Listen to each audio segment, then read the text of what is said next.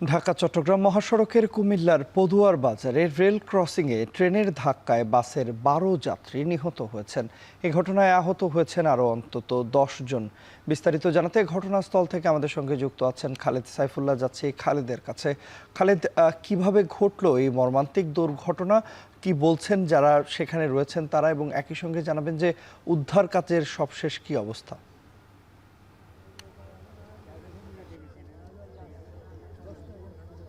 তন্ময়, রাত আনুমানিক প্রায় 2:45টার সময় ঢাকা চট্টগ্রাম মহাসড়কের পদুয়ার বাজার রেল ক্রসিং, যেখানে আসলে দ্রুতগামী গাড়িগুলো কিন্তু ক্রসিংয়ে এসে দাঁড়িয়ে যায় মহাসড়কের উপর দিয়ে যে রেল লাইনটি গিয়েছে, ঠিক সেই জায়গাটিতেই একটি ট্রেন চট্টগ্রাম থেকে ঢাকাগামী ওয়ান আপ সার্ভিসের একটি ট্রেন যাওয়ার সময় এই দ্রুতগামী বাসটিকে ধাক্কা দেয় এবং এটিকে কিন্তু একদম মুখে করে সামনে নিয়ে আসে। এবং আমরা দেখছি যে এই বাসটিকে কিন্তু প্রায় 1 কিলোমিটারের বেশি কিন্তু দূরে নিয়ে এসেছে এবং বাসটি কিন্তু দুমড়ে মুচড়ে গেছে। এবং যে ট্রেনটি ঢাকা যাচ্ছিল সেটি কিন্তু এখনও দাঁড়িয়ে আছে এবং এই পথে যত ট্রেন চলাচল করছে সেগুলো কিন্তু এখন পর্যন্ত চলাচল বন্ধ রয়েছে। তো এখন পর্যন্ত নিহতের সংখ্যা 12 জন এবং আহত রয়েছে 10 থেকে 15 জন, আরও হাসপাতালে ভর্তি রয়েছে।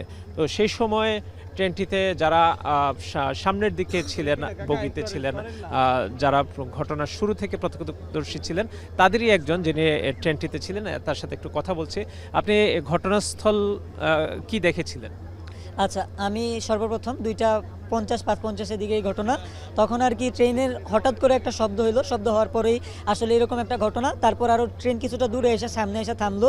তখন আমরা তাড়াতাড়ি নামলাম ট্রেন থেকে, নাইমাই আমরা 3-4 জন সামনে আসলাম, আইসা আসলে কি হয়েছে সেটা দেখার জন্য। যখন আসলে দেখলাম যে আসলে বাস যেটা পুরো ধুমড়ে মুচড়ে অবস্থা আছে, আর তখন আর কি সমানে ব্লাস্টের যেটা দরজা আছে, দরজা দিয়ে ব্লাড পড়তেছে।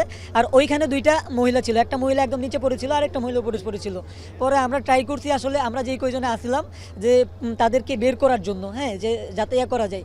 তখন আমরা তাদেরকে বাস থেকে বের করার কয়জনকে ট্রাই করছি। তারপর আবার এলাকাবাসী যারা ছিল তারাও আমাদের সাথে আইসা হেল্প করছে অনেক। ধন্যবাদ। তিনি আসলে বলছিলেন যে শুরু থেকে আসলে যেভাবে তারা দুর্ঘটনাকে দেখেছিলেন এবং তিনি ওই ট্রেনেরই যাত্রী যে ট্রেনটি দুর্ঘটনার সাথে সম্পৃক্ত। তো এখানে জেলা প্রশাসন সহ হাইওয়ে পুলিশ এবং রেলের ঊর্ধ্বতন কর্মকর্তারা, ফায়ার সার্ভিসের কর্মকর্তারা কিন্তু এসেছেন, ফায়ার সার্ভিস উদ্ধার কাজে ছিলেন এবং তারা আমাদেরকে জেলা প্রশাসক তিনি একটু আগে আমাকে জানিয়েছেন যে এখন পর্যন্ত তারা 2টি তদন্ত কমিটি করেছেন এবং মেডিকেল কলেজের মর্গে 12টি মরদেহ রাখা হয়েছে। আসলে বাসটি মূলত মামুন স্পেশাল, এটি চাঁপাইনবাবগঞ্জ থেকে নোয়াখালী যাচ্ছিল এবং যাওয়ার পথে কিন্তু এই দুর্ঘটনাটি ঘটে এবং যারা যাত্রী রয়েছেন তারা কিন্তু এখনও অনেকেই অপেক্ষা করছেন এবং যাত্রীদেরও অনেকে আহত হয়েছেন। হঠাৎ করে এত বড় একটি দুর্ঘটনায় সবাই খুব ভয় পেয়েছেন এবং তাদের সাথে আমরা কথা বলছি যে একটি উদ্ধারকারী ট্রেন আখাউড়া থেকে আসছেন। এখানে যারা কর্মরত রয়েছেন রেলওয়ের কর্মকর্তা, তারা বলছেন যে উদ্ধারকারী ট্রেনটি আসার পর এই বাসটিকে এখান থেকে রেল লাইন থেকে সরিয়ে নেওয়া হবে। আসলে এই যে ডাবল লাইনের উপরেই কিন্তু ট্রেনটি, এই দুর্ঘটনার বাসটি আমরা এখনো দেখছি যে এটিকে সরিয়ে না নেওয়া পর্যন্ত কিন্তু এই রেলপথের সকল ট্রেন কিন্তু চলাচল বন্ধ রয়েছে এবং আমরা দেখছি যে প্রত্যক্ষদর্শী মানুষও কিন্তু অসংখ্য মানুষের কৌতূহলী ভিড় কিন্তু এখানে রয়েছে এবং যে বাসটি দুর্ঘটনায় পড়েছে আসলে রাতের 2:45টার সময় যে ঘটনা ঘটেছে সেটিতে কিন্তু ঘুমন্ত যাত্রীরাই কিন্তু ছিলেন, যারা গন্তব্যে যাচ্ছিলেন। নোয়াখালীগামী যে বাসটি সেটি রংপুর এবং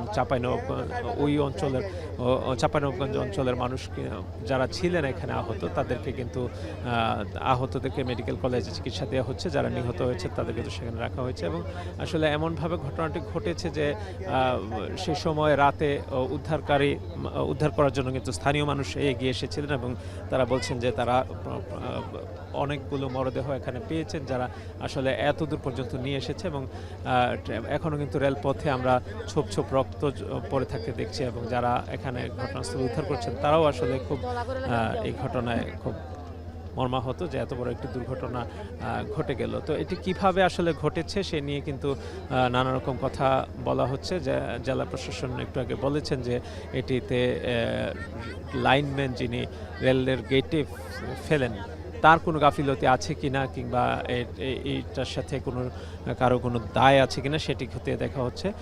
আসলে এই দ্রুতগামী ঢাকা চট্টগ্রাম মহাসড়কের যানবাহন চলাচলের জন্য কিন্তু এই যে মহাসড়ক, তো এই মহাসড়কের উপর দিয়ে যে রেল লাইনটি গিয়েছে সেখানে কিন্তু রেল ক্রসিংয়ে রেল গেট থাকে, রেল লাইনম্যান থাকে, কিন্তু এত বড় ঘটনাটি কিভাবে ঘটলো যে ট্রেন আসার পূর্বেই যেখানে সতর্কতা স্বরূপ এখানে রেল গেট ফেলে দেওয়া হয়, সেখানে আসলে এত বড় একটি দুর্ঘটনা কীভাবে ঘটে গেল তা নিয়ে কিন্তু জনমনে অনেক প্রশ্ন রয়েছে।